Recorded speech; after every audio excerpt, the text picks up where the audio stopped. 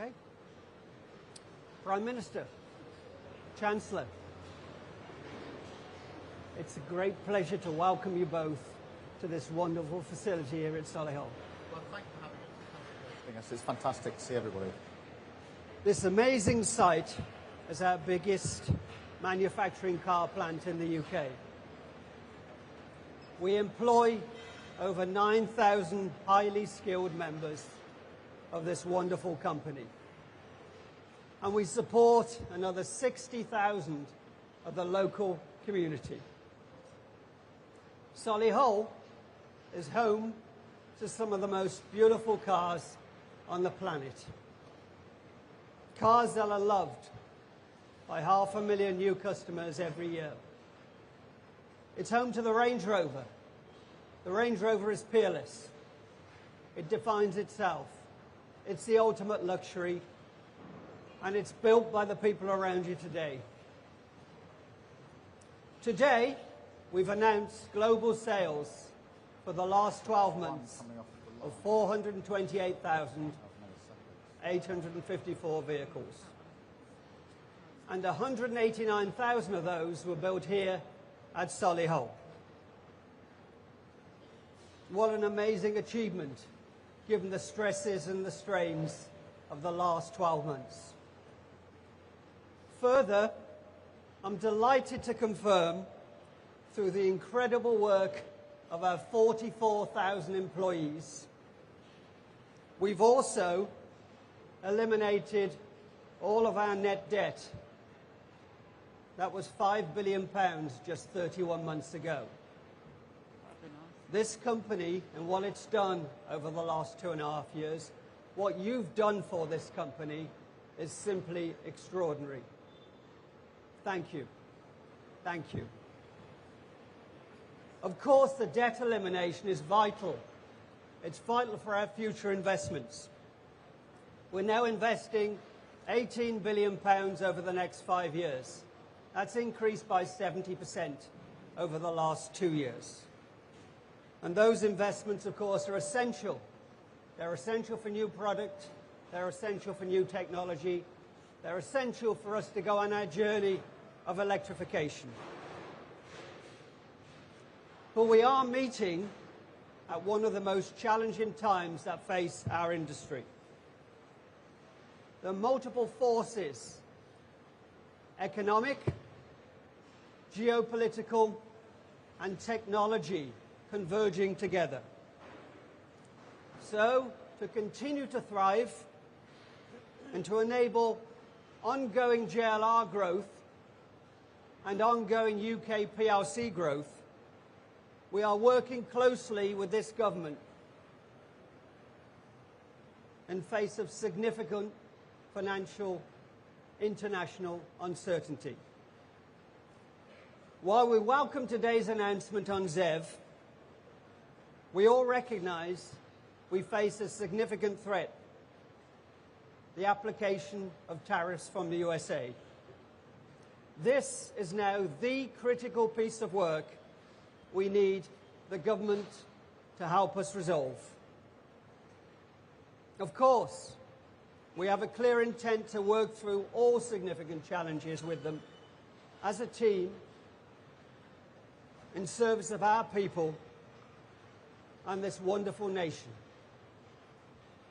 With that, it's my great pleasure to hand over to the Chancellor, the Right Honourable Rachel Reeves.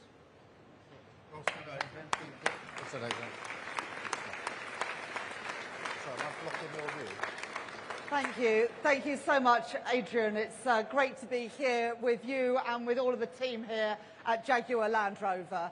Jaguar Land Rover, you don't need me to tell you, is an iconic British brand and company.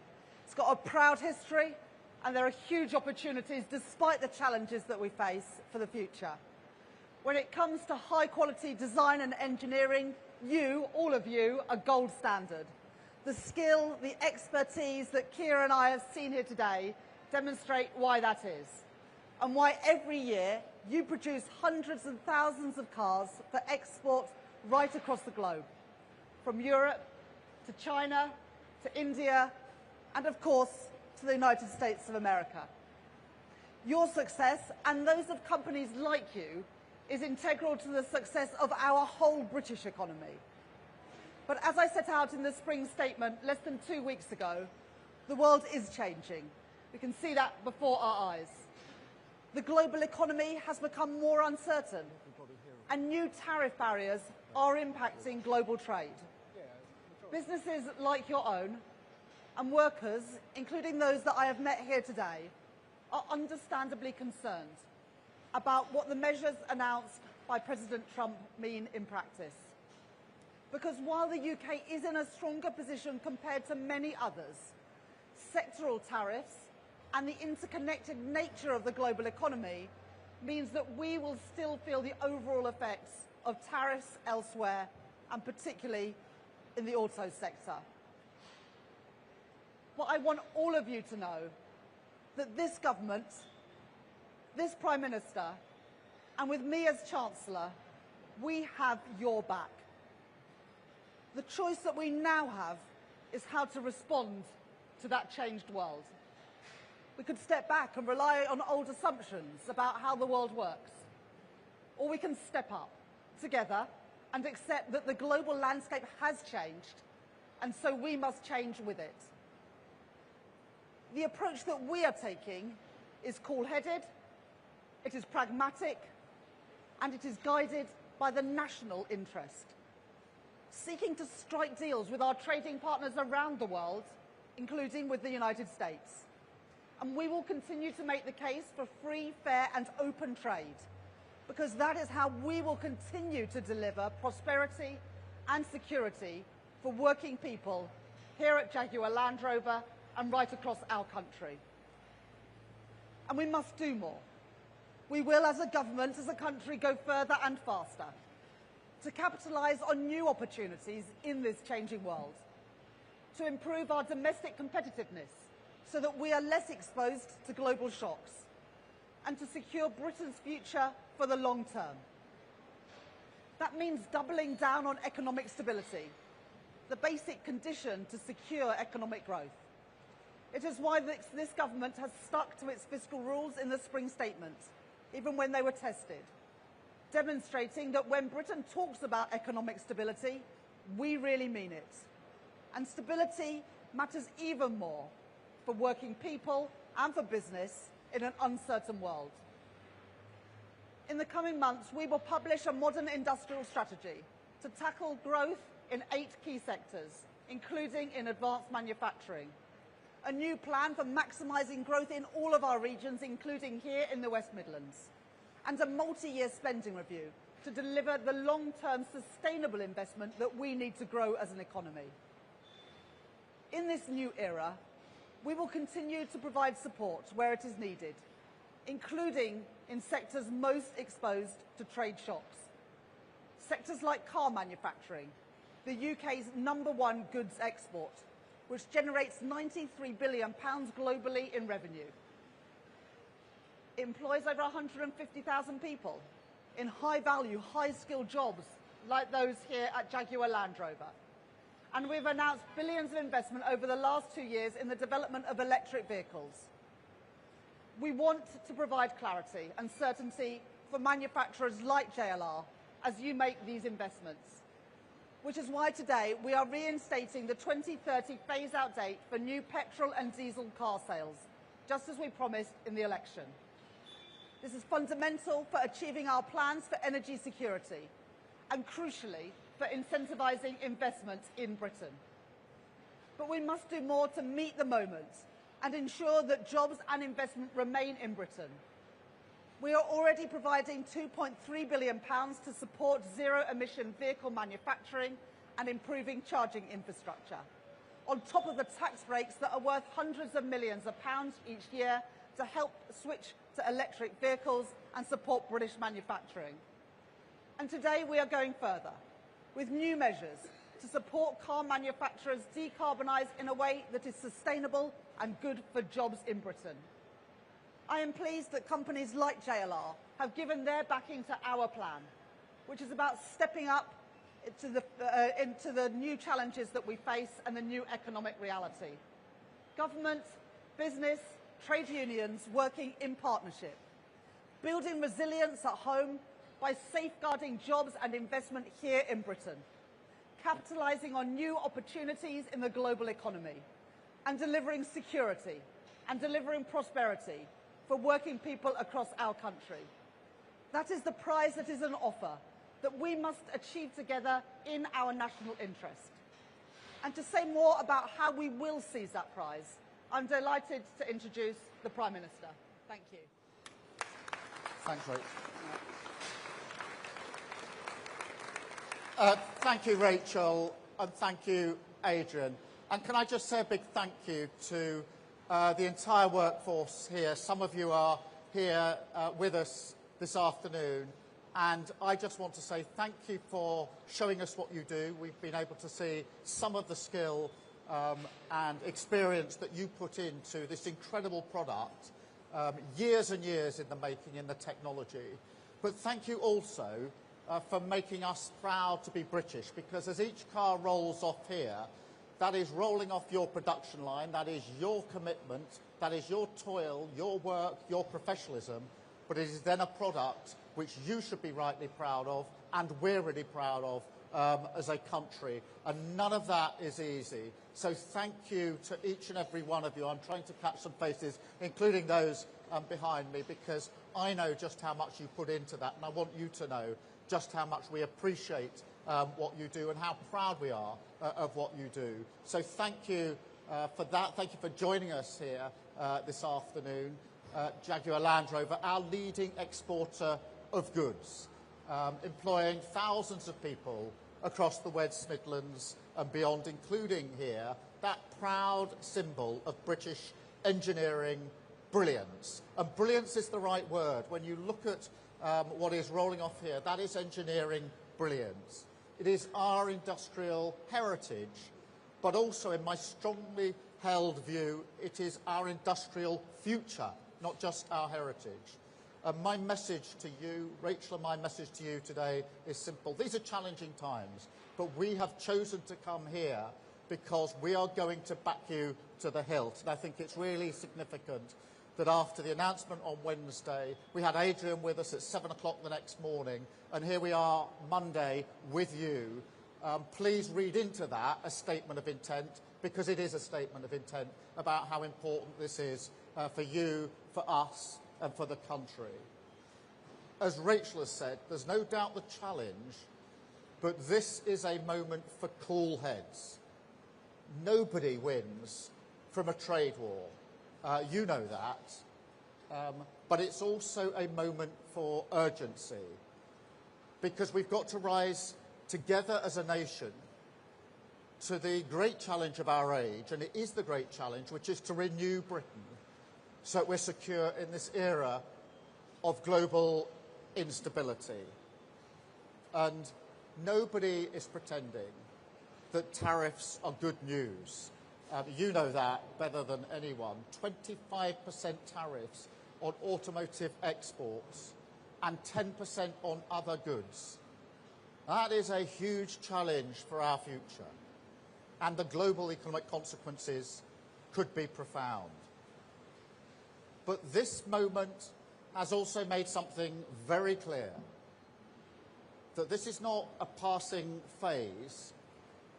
And just as we've seen with our national security and defence, particularly over recent months in relation to the war in Ukraine, now with our commerce and trade, this is a changing and completely new world, an era where old assumptions, which we've long taken for granted, simply don't apply any longer.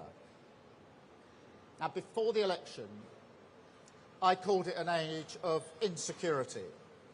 And that is the right phrase, insecurity. Because I know that that's how it's felt in the lives of working people. Insecurity, a care, a worry for builders, for carers, for nurses, factory workers like people here, working harder and harder for the pound in their pocket, yet watching this rising tide of insecurity threaten to sweep away the things that we cherish in our communities. Trust me, I know people will be feeling like that right now. But to those people I say, we have your back.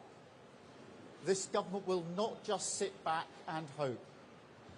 That is how politics has failed you in recent years, sort of attempting to manage crises without fundamental change just leads to managed decline. So no, we're going to seize the possibilities, fight for the future on defence spending, on AI, clean British energy, and on manufacturing, including car building. Make those forces work for Britain, rewire our economy and our state so that once again they serve the interests of working people. And that is why we're rewiring the state completely, ripping up the regulation that stops it being a force for good, building new homes, new towns, new infrastructure, accelerating the investment that will finally unlock the potential of every community.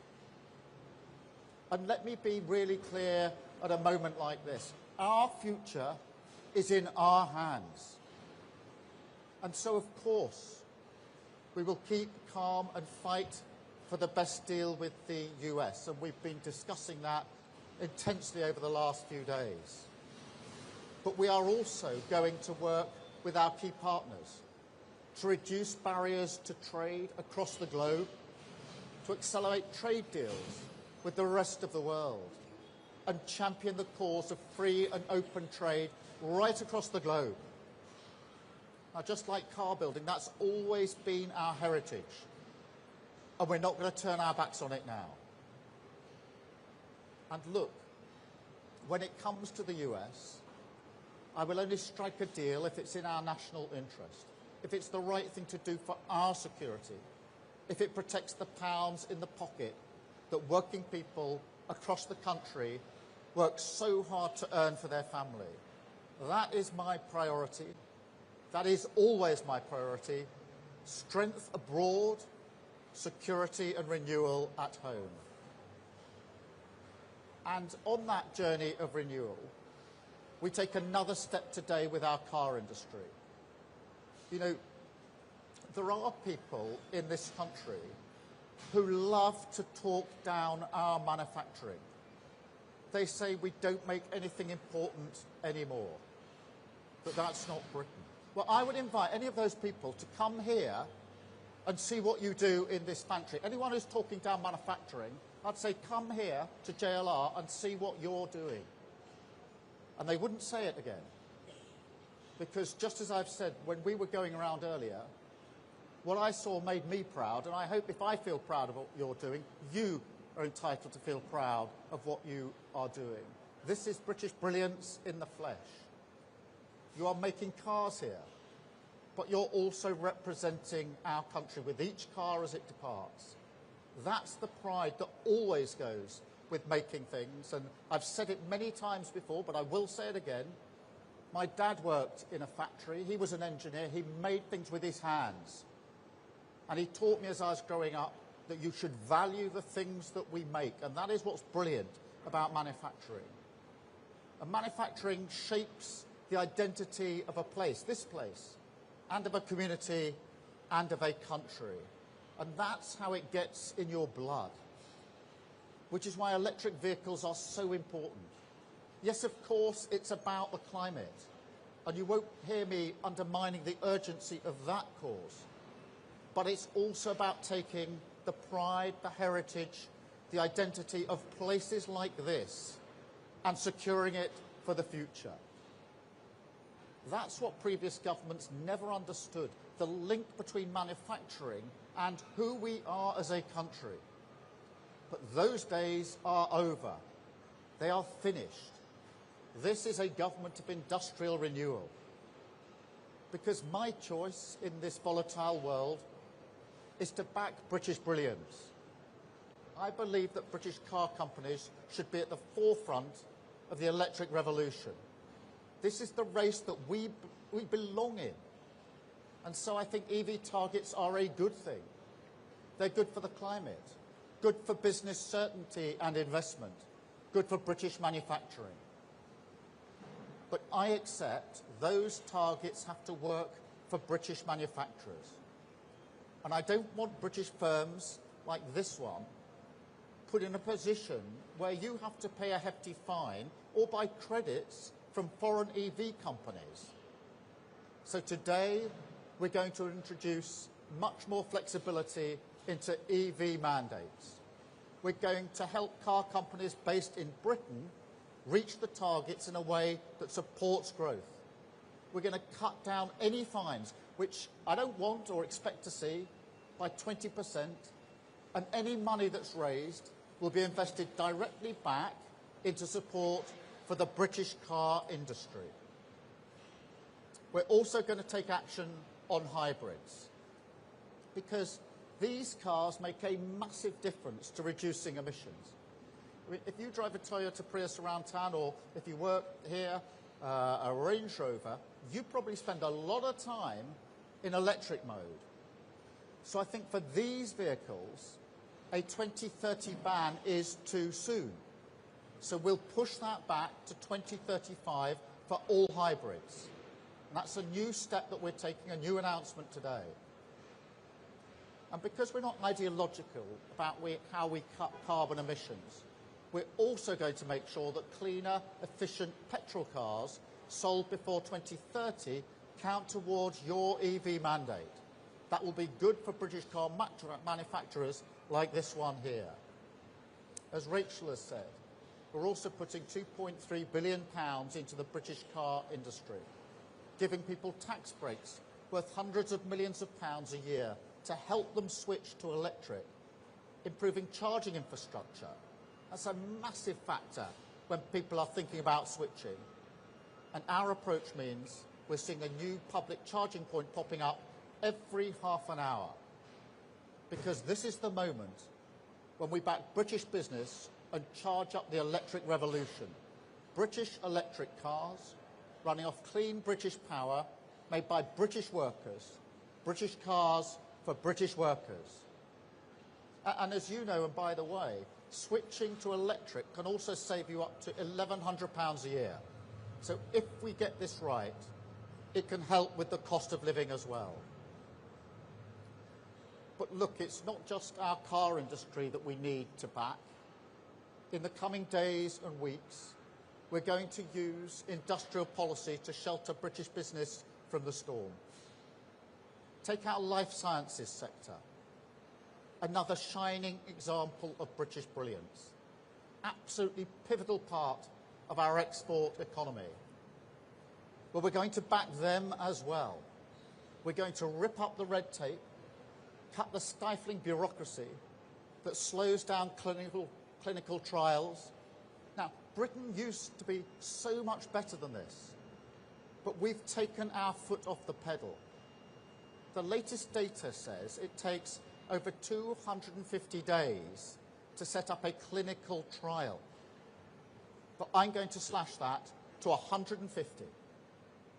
And on top of that, I can announce a new investment, up to £600 million in new health data research service, a welcome partnership with Wellcome Trust, strengthen the genome cluster in Cambridge, making sure that patient data in our NHS is unlocked for the public good, an opportunity for growth, but more importantly, to save lives with cutting-edge medicine.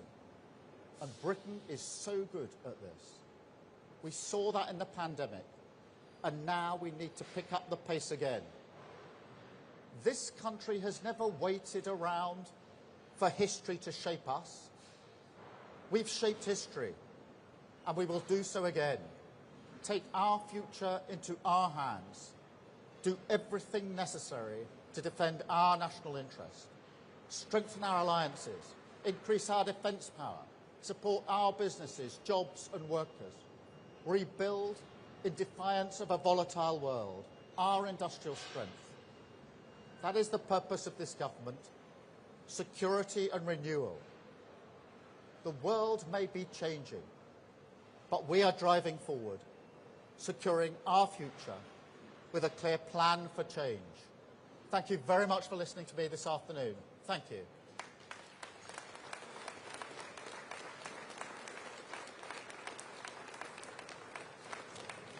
Now, I do want to talk to as many of you as possible, so if you're able to stay, I'd really appreciate just a few moments of your time. Before I do that, I'm just going to take some questions from the press, and then I'll come and spend some time with you. I've got a number of questions. I've got first Chris Mason from the BBC. Chris. Thank you, Prime Minister. Chris Mason, BBC News. The cost of living is continuing to bite for many. Now the economy feels more vulnerable. People will worry about recession, perhaps the prospect of taxes going up again, and pensions now being hit by the markets falling. Isn't the blunt truth that you can't shield people from the policies of President Trump? Sorry, Chris, can you just say that a little bit more loudly? I couldn't quite Sure, hear you. I just asked that last bit again. Isn't the blunt truth that you can't shield everyone from the policies of President Trump? Thank you. Look, I think there are undoubtedly challenges here. As I say, nobody welcomes tariffs. We don't want to get into a trade war. Obviously, we will continue to talk to the US about a deal to alleviate the situation whilst keeping all options on the table. But what's important, and in direct answer to your question, is at a moment like this, we have to shape our future. We have to step up. We can't be cowed and simply say there are things happening in a changing world which make it more difficult, and therefore we retreat. This is the moment to seize that opportunity. And that's why I'm absolutely clear in my mind that the two things that we have to absolutely turbocharge are, one, the support we're putting into our own economy, like the measures I've announced today in relation to cars, or life sciences. And they're a down payment, by the way. They're a statement of intent. That is not the extent of the turbocharging. It is simply early examples in the areas most impacted. But at the same time, having discussions with others about lowering trade barriers for free trade across the world. And we have to step into that space. We have to be prepared to lead for Britain on this, rather than be cowed by the circumstances, the challenges that are thrown at us. And that's what we will do with a driving sense of purpose. Thank you, Chris, very much. I've now got Sam. Thank you very much, Prime Minister. Sam Coates, Sky News. This is a massive moment, and the markets are watching right now. Can you say, without hesitation, that you will keep Rachel Reeves' fiscal rules exactly as they are for the whole of the Parliament, and not come back at any point and say events mean that they need changing? Well, Sam, this is a moment for stepping us up, as I've just said. The fiscal rules were put in for a purpose, and that is because Liz Truss tried an experiment with this country of putting to one side fiscal rules and checks and balances. And that caused a massive impact on the lives of working people as inflation and interest rates went through the roof. We are not prepared to inflict that kind of damage on working people. That's why we put the fiscal rules in the first place, to create that kind of stability. It's why we were able to invest at the budget and set out, as we did, the steps for the future in the spring statement. Now is the time to build on that. What we're saying about security for our economy is what we were saying going into the election, what we set out the other side, but now we've got to turbocharge it and link it to the other measures for lowering trade barriers. So the reaction to the challenges of the last few days is not for us to say, well, the first thing we'll now do is to put on one side our fiscal rules. It's to remind people why we put them in place in the first place, which is to create the certainty that we need. There is enough uncertainty and insecurity as it is. Our job is to calmly and pragmatically take forward these really important steps today for our country. Thank you. Robert Peston from ITV. Prime Minister, in the last few minutes, the American stock market has gone into bear market territory. This is now officially Donald Trump's global crash. Have you told the American president that his tariffs are making the world and America poorer, and if not, why not? And if I may, the King has extended the most extraordinary honour to the American president of a second state visit. Isn't this the moment to rescind that invitation? Well, Robert, I've been clear throughout and in all my discussions that nobody welcomes tariffs. That has been my consistent position because I think directly or indirectly, they damage all of us. And that is why we're working so hard here in the UK and the measures we're taking in our economy, such as those announced today, to turbocharge the resilience of our economy and to step into that space, and why I've spent a lot of the last few days talking to international leaders about how we lower trade barriers and trade more openly as a nation. That does not detract from the fact that the US is a very close partner of the United Kingdom. On trade and the economy, of course, look at the product coming out of here going very much to North America. It's not in our interest to simply rip up that relationship any more than it is on defence and security and on intelligence sharing, where we 24/7 are operating with the US as our closest ally. So yes, we have to keep pragmatic and calm in the steps that we take, but we also need to keep a sense of perspective and context.